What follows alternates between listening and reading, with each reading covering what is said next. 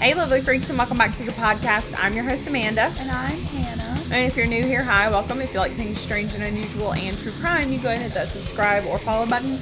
Also, head down to the description box and you'll see a link that will take you to all of our social media like Twitter and Instagram and all that jazz. Yeah. All right, so we are back. Last week, we were going to actually do this episode last week, but Hannah had a retreat thing for college, so we decided to wait, and it's kind of a good thing that we did because this is a serial killer episode. Also, we're going to go ahead and start our spooky month because it's October. Yay! Today's October the 1st. That's why I'm wearing this shirt. Yeah, and I have a Goosebumps shirt on, but you can't see the Goosebumps because it's green. But whatever. So anywho, we are starting October spooky month, and normally we do like ghouls, like ghosts and like aliens, folklore and stuff like that. Yeah. But this month we decided that we're going to do a full month of serial killers. So all month long we're going to be bringing you different serial killers. I said it like cereal, like serial killers. We're going to be doing different serial killers, and yeah, it'll be pretty interesting. Won't be fun because it's never fun to talk about that, but it'll be interesting. Also, I wanted to say I finished the Jeffrey Dahmer series on Netflix. Oh my gosh, it's so good. Also, I just feel so sorry for the victims, and they talked more about the victims, which I liked that. You know, I never really am interested in the serial killer. I really don't care. I'm just like, okay, whatever. But I'm more interested in the victims, their stories and everything. Yeah. So I'm glad they did that. Yeah, and I watched it, but I haven't finished it yet. I think I'm 2 episodes out from it. Of course, Evan Peters does a fantastic job as always. And yeah, I really liked it. And I liked the fact that it was way more dark than most of the Jeffrey Dahmer documentaries and stuff like that. Like, sometimes they try to kind of make it seem like, oh, poor Jeffrey. Yeah, which, I mean, he did have a shitty upbringing, but it wasn't like some people that we've seen. And also, just because your parents fight all the time does not mean that you're going to turn into a serial killer. So, exactly. Well, I don't think, the way his dad kind of showed him roadkill and showed him how to dissect roadkill and everything at such a young age. Yeah, that was really uncalled for, especially I think he was 7 or 8. Dude, you don't need to be doing that with kids. Yeah, he definitely opened his mind up a little too much at a young age. I can see if you're a teenager or something like that, or if you're interested in anatomy and physiology or something like that. And I think that's what his dad was in the medical field, so he kind of, I think he just was excited that his son was into science and stuff like that. So, but anyways, the series is good. And it also highlighted, of course, the travesty of the police department at that time that did not do their job at all. And just how much they hated the gay community, and it really did a good job at honing in on that. I felt so sorry for Tony. And there are some things in it that's not quite accurate, or some things that were kind of Hollywood kind of put in there. Yeah. Which, they're going to do it's not that big of a deal. I mean, they're going to do that with anything. But anyways, so, yeah, I think it's a pretty good one. I will say one thing about the Jeffrey Dahmer series, though, is that it kind of highlights the fact that if you're in a relationship with somebody that you absolutely can't stand and you're arguing all the time, like his parents, maybe leave. Exactly. I never understood why they didn't divorce sooner. I guess because it was back in the 70s or whatever, and so they wanted to stay together for the kids. But it's never a good idea. If you absolutely hate somebody, don't stay just because you have children with them, that's for sure. So anywho, we're going to get into today's case. So today we're going to be talking about Ed Kemper, aka the co-ed killer. We're not really going to talk about a lot of his murders today, except for one or two, actually. But we're going to just kind of talk about his upbringing, and then, his family. Oh, my nose is itching on the very tip. And then some other things, but we're not going to get into the murders. We're going to do that in part 2. So this is part 1. We will have a part 2. This might be the only serial killer that we do that with, because we're not just going to do serial killers from the U.S. this month. We're going to do them from all over. So there's not a lot of like 2 parts to some of these. So anyways, so let's get started. Ed Kemper was born in Burbank, California on December 18th, 1948. He was the only son and a middle child of, his name was Ed as well, but they called him E.E. Jr. And Carnell Kemper. Such a strange name. Every time I see it, I want to say Claire or something like that, but it's Carnell. It's a pretty name. I mean, it's different. His father was a World War II veteran, and he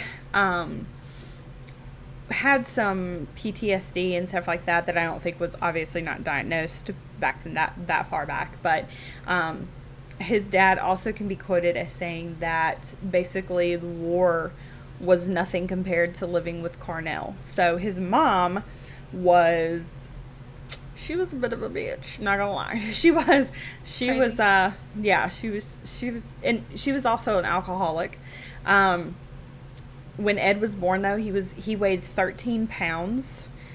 Like, what the fuck? That's a big baby. That's a big baby Like, I thought my 8-pounder was big, but 13, that's a lot. He also, like, at the time that he committed the murders, he was 6'9" and almost 300 pounds. I think he was like 270 or something like that. Yeah. He wasn't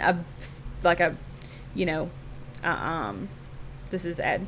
So he wasn't like a big, like, hefty, chunky guy. I mean, he was just tall, really, really tall. Very tall, eh? Yeah, like these officers are probably like 6 foot, but he's 6'9", so almost 7 foot tall. You like our little background? Mm-hmm. Sorry. Nice. So a big guy. His parents separated and divorced when Ed was 13. His mother, like I said, was a severe alcoholic. She also pretty much belittled him his whole entire life. Let me see. Hold on. There she is. That's his mom. So yeah, she belittled him like pretty much his whole entire life. She would call him names and just be really, really mean to him. She looked really mean, honestly. Yeah. Kind of like a witch. She does look like a the witch. The Wicked Witch of the West. Like, straight up. Yeah. So, yeah, she would just call him names, belittle him, things like that. And his early childhood, he became, like, very antisocial. He started torturing insects. Sorry. Oh, you were gonna say I just twerking. hit that. He started twerking. He started to torture insects and small animals, which is really odd, the insect part. Like, you don't really... What does that mean? Like, often, yeah. I guess, don't know like, what that means. you know, in the cartoons when they would do a magnifying glass and the ants. The ants and stuff, yeah, he could do that. Or maybe he would, like, clip their wings, like the butterflies and stuff like probably. that. I have no idea. But a lot of this stuff that we're going to talk about was actually taken straight from Ed Kemper, because he has done so many interviews. He loves to hear himself talk. So, yeah. Well, loved to hear himself. I think he's dead. Pretty sure. Let me Google that while you talk. So when he was, I haven't gotten that far in my research. I just did this bit, and then I'm going to finish, and anyways, whatever. So when he was 10, he buried a cat alive, and he dug it up, cut its head off, and then mounted it on a spike. During this time was when Ed's mom started making him sleep in the basement and would actually lock him down there because she thought that he was going to hurt his sisters, because he had 2 sisters. Mm-hmm. She would find dead cats in his closet.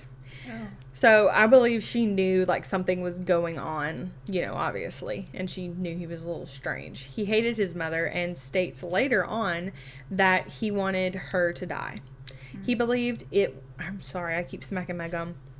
Let me get rid of that, guys. I think he's still alive. I don't see any death dates anywhere. Oh, maybe not. I'm guessing he's still alive? I guess so. I like I said, I hadn't gotten that far. Yeah, I guess he is. 73 right now. So, what was I talking about? Oh, so yeah, she obviously knew something was wrong with him, and he hated his mom. So another reason she locked him in the basement was because the girls' dolls, he would cut his sister's dolls' hands and head off and like give them back to him just to be, a brother. And they would also play something called gas chamber and electric chair. This is where he would get his little sisters to tie him up, and he would pretend that, like, he would sit in the chair, like if it was the electric chair game they were playing, he would sit in the chair, and he would be tied up, and he'd be like, okay, they'd be like, we're gonna flip the switch, and they would flip the switch, and he would pretend like he was getting electrocuted, which, I mean, I don't know. That's a weird really game. Too weird. Yeah, but I mean, I guess he really wanted to die. I don't know. So, a lot of kids would play weird games back then. Oh, yeah. So his mom never gets him help, though. Even though she knows all this stuff and she knows that her son's like a little out there, she never gets him help. Now, of course, she is a severe alcoholic, like I said, so maybe she didn't like have the capacity to really think about getting him help. Maybe it was just never something that she decided to. Maybe she was just, I was going to say high. Maybe she was just drunk all the time. I don't really know. So, anywho. But he also had a near-death experience when he was a child. His older sister, he was the middle child. So he had an older sister and a younger sister. But his older sister pushed him in front of a train, and he obviously got out of the way. Yeah. Another time, she successfully pushed him in the deep end of a pool, and he almost drowned. Ed would say since he was 8, he always wanted to kill his mother. And a lot, he just said that he would also have, like, fantasies of her dying, and he would have, like, dreams and stuff of him, like, killing her, wow, stabbing her, or whatever. He loved to hear himself talk, like I said, and his IQ was around 150, which is pretty intelligent. It's not genius level, but it is pretty intelligent. So he's very intelligent. And, I mean, we've talked about this before. There's a lot of serial killers. It's kind of 50-50. Like, yeah. Some are, some are not. Like, Jeffrey Dahmer wasn't intelligent? No. I think he was maybe a little very low IQ. Yeah, but he I think the only reason he knew so much about anatomy was because he did it since he was little. Yeah. And he was interested in bodies and stuff like that. So, he also said that when he was younger, he had dark fantasies. One time his sister found out that he had a crush on his teacher, and I think he was around like 10. He was in grade school. And she said, why don't you just go up and kiss her then? Just being a bratty little sister. Yeah. And he said, and I quote, if I kiss her, I'd have to kill her first. How old was he? Like grade school, so probably 8, 9, 10, dang, somewhere in there. Wow. Not that I'd have to kiss her and then kill her. If I kissed her, I'd have to kill her. But I'd have to kill her first and then kiss her. So, yeah. We've got some really weird. We've got some necrophilia in there. Starting off already. So basically, Ed continued to have a close relationship with his father, and when he was 14, he did run away and go stay with his dad for a little bit. His father, however, had already been remarried and had a stepson. When Ed showed up, everything was fine for a while, and then things started declining. He hated his stepmom and his stepbrother, and he would fight with them all the time. Eventually, his dad said, fuck this, you're gone. So he kicked him out, and he sent him to his grandparents on a ranch in North Fork, which is still in California. His grandmother was an author who wrote children's books, and his granddad was a veteran. And I think he worked on the farm and did stuff like that. So he didn't do great in school, even though he was very smart. He just didn't care. It was always like a I don't really want to be here type thing. Like, I don't really care about school. Yeah. So Ed eventually quit school, and because he actually also had a fear of the kids in school. Oh. So even though he was big, he had a fear of being bullied by the younger kids, which, I mean, obviously he could have just been like, oh, fuck off. Yeah. And then, He literally could have just picked him up and put him back down, and they'd been like, ah. Yeah. I mean, yeah, he could have just done that. But whatever the case is, when he was 15, he was 6'4", if that tells you anything. So, like my son, Isaac, he's 14 and he's 6'1". So, yeah. And of course, 200 something plus pounds. I don't know how much he was. I don't know how big he was.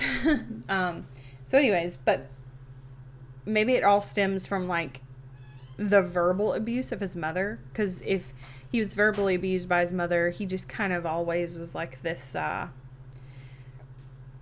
timid, that's the word I was looking for, timid, like shy kid, you know. So maybe that's why he did that, even though, I mean, he did, like I said, mutilate animals and stuff. But so Ed said his grandmother always used to nag on him, and it eventually made him have hatred for her, just like his mother.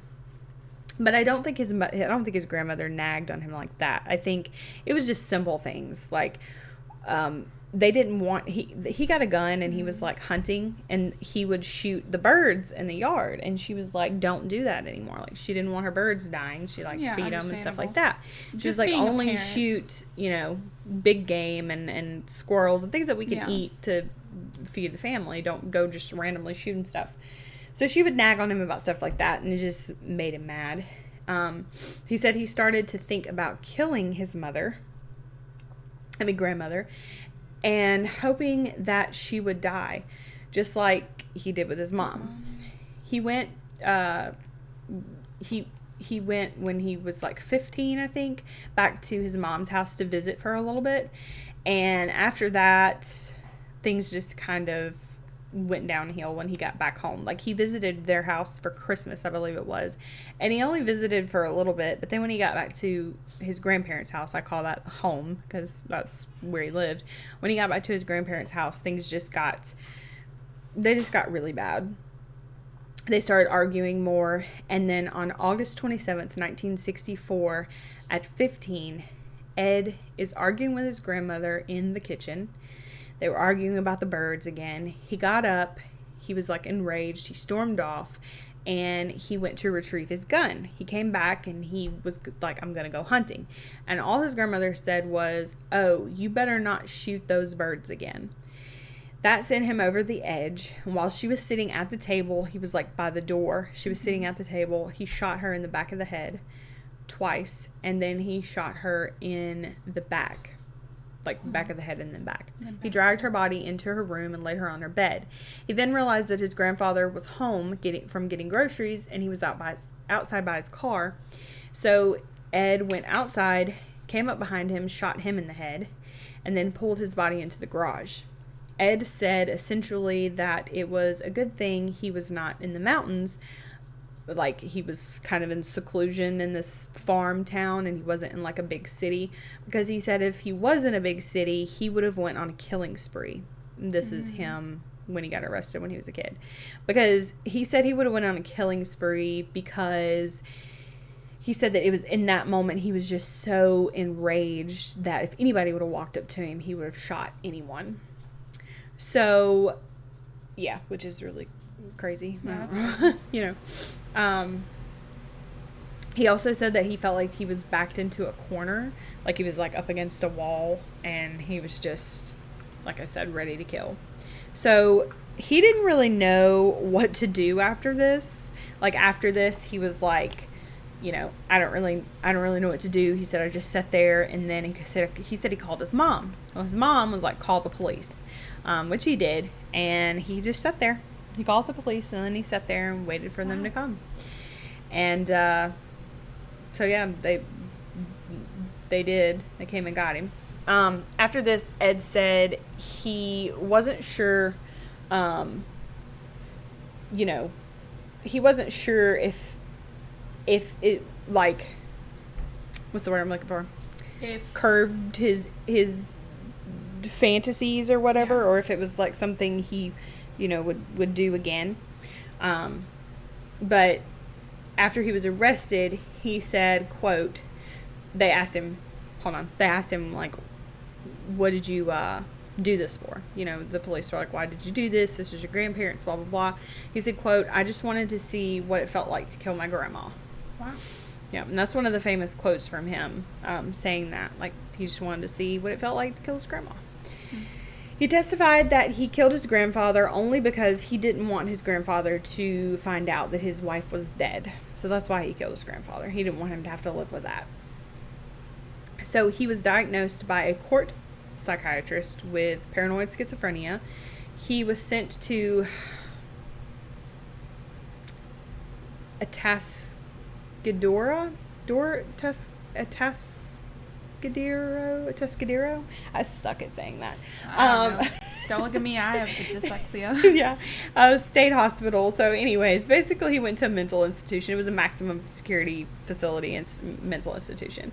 And he was supposed to be there for however long the doctors deemed it necessary. Like, he was just going to stay there indefinitely until the doctors were like, okay, he's fine. He's better. He's cleared to leave, you know. He was 15 and 16 at the time. And he was surrounded by, in this mental institution, rapists and pedophiles and sex offenders and all this stuff. And so Ed said that he would listen to their stories. Not only would he get aroused, but he said he would also learn their methods, and he would get, he would take notes basically, and he would get good, I guess you could say, at figuring out ways to, hide the bodies and trick the police and stuff like that. Yeah. He also was very good at tricking his psychiatrist. So he would go into his therapy sessions and he would tell them, like, I'm fine, I'm good, I'm doing a lot better. You know, most serial killers, or most people that are insane, can't, like, don't have the capacity to, like, lie that in that kind of way. Like, if somebody says something, it triggers them. Very manipulative. Yeah, so he's very manipulative in that sense, and it worked because he only stayed in the mental institution for killing his grandparents for 5 years. Yeah, that's hilarious. Only 5 years. That's about right. That's what they do all the time. I swear. So he was released on his 21st birthday, actually, in 1969. They believed he was fixed. They believed he was fixed better. And he was on the right path. Ed said, though, his fantasies only got worse while he was in the hospital because, like I said, he was surrounded by all these people. He actually said that his fantasies got so bad that he started having fantasies of cannibalism, decapitation, rape, etc. But he said, obviously, I didn't tell the doctors that because if I would have never been able to leave. Mm-hmm. The doctors did say that when he was released, he should not be released back to his mother, and he should be released into like this, like a halfway house type situation, and then he could go back to living on his own when he was 18, which wouldn't have been, not 18. I don't know why I said that. He could go back to living on his own after a couple of years. Yeah, I was going to say probably because like he was 21. Yeah. But, however, only 4 months after this, they released him back to his mother. Wow. Yep. Now, after being back, he did go on, like, his first date with a girl when he got out of the mental institution. Ed told her that, he said, I didn't want to tell her that I was in a mental institution, but when we went on the date, he said it was super awkward. He said, what do you tell somebody, like, you've been in a mental institution for years? Like, you know, you can't just tell them that. So it didn't work out. Ed wanted to be a police officer. I cannot talk today. However, in the state of California, actually, I looked this up. Apparently, this is like a whole rule everywhere. There's a maximum height requirement. Really? Yeah, for a police officer. For a police officer? Mm-hmm. You can't be over 6'5". Wow. And he's 6'9", like I said. I guess because it would scare people. I don't have a clue. I thought it was really weird. I was like, why? Wouldn't they want really tall? Really people? tall, big. I mean, yeah. This is take down people. Yeah, I mean, that's him. I'm sorry. I'm gonna move that over. Whatever. But that's him. So next to the police officers and stuff, and I think these are some detectives or something. So, yeah. I don't know. It was really weird. I was like, okay. In 1970, he started working on getting his juvie record sealed, expunged, basically non-existent because he was 15 when this happened. All he had to do was go to multiple psychiatrists and therapists to make sure that he no longer was a danger to society. He had to keep up his therapy and go to psychiatrists, and they had to make sure that even though he's in the world, he's still good and blah, blah, blah. Which obviously it worked, because in 1972, he had his record permanently sealed, expunged, whatever. So no one could ever see that he killed his grandparents when he was 15. I can't. Yeah. In May of get this. In May of 1972, he saw his psychiatrist until his record was sealed in November of 1972. The crazy part is that during this time, he actually committed his first murder in May.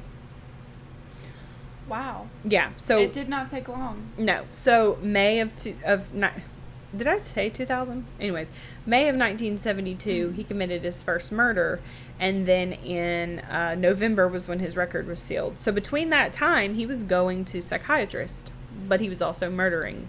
Wow. Yeah. Or he murdered someone. Now, before he started killing, while he was, hanging around cops and all this, there was a place called the jury room, is where they used to hang out. And so he would hang around with the police officers. And during this time, he became like best friends with cops. And that's one of the pictures that I showed you. This picture. That's one of the pictures that I showed you. He's like hanging around with the police officers, and there's tons of other pictures of the police officers where they're like friends and they're hanging out, and people are like doing this like height, like oh, look at how tall he is, And so anyways, he went on for, I think, gosh, what was it? Was it like, it was so many months. He basically rode around and no. He rode around and would pick up hitchhikers. Oh. And he would observe how they acted around him. It was always women. And he did this in college towns, so that's why they call him the co-ed killer, because he did go on an 11-month killing spree, and he killed 5 college students, a high schooler, and some other people. We'll talk about that. So, and we'll talk about that in part 2. But, so, most of his victims were college students, and he would pick them up, and for months he would just ride around with them. And he said what he was doing was essentially he would write down everything, and he would make notes of like things that he needed to change or things that he needed to do, so that way when he did start picking up these women to kill, that they would be more relaxed with him, and then so on and so forth. Yeah. He also got a Ford Galaxy car, which sounds really cool. I want to see what they look like.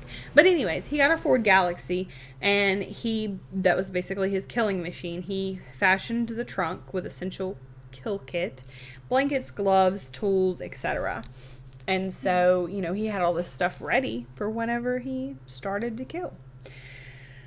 So this is where we're going to leave part 1. Okay. It's kind of short, but I didn't want to get into the whole the killing sprees and the murders, because that would have been a lot longer. But yeah, we wanted to touch on his life, and kind of set you guys up for maybe why he turned out the way he did, as far as like his mother and things like that. But honestly, I'm one of those people that kind of believes also, I do believe nurture over nature, yeah. But I still think that some people are born just a little off. I really do. I think some people are just born that way. But it doesn't help when your mother's an alcoholic and she constantly belittles you and stuff like that. But that's not to say that we always say that. I always say, even though you had a bad situation as a childhood, nobody's saying you're going to grow up to be a serial killer or a murderer. So yeah, that's where we're going to leave part 1. Hopefully you guys got some information that you didn't know about him in this episode. And also, have you heard about him? Oh, yeah. Yeah, you've heard about it. I've heard about him. It's just been a hot minute. Yeah. Also, I'm going to give a shout out to some new followers. We have some new followers. We have one new follower from Germany, and I know who she is because she watches my husband on Twitch, and we were talking one time. That's cool. Yeah, and a shout out also to my husband for doing all this for us. And if you guys like gaming, you can go check out his Twitch account. I will have it. I'll link it down below, and I also have it on our Twitter, I believe. He's a Twitch affiliate now, so he streams a lot more, and he does a lot more video content than we do. So anyways, we hope that you guys enjoyed this episode, and go ahead and follow, all that good stuff, and we'll see you guys next time. Bye.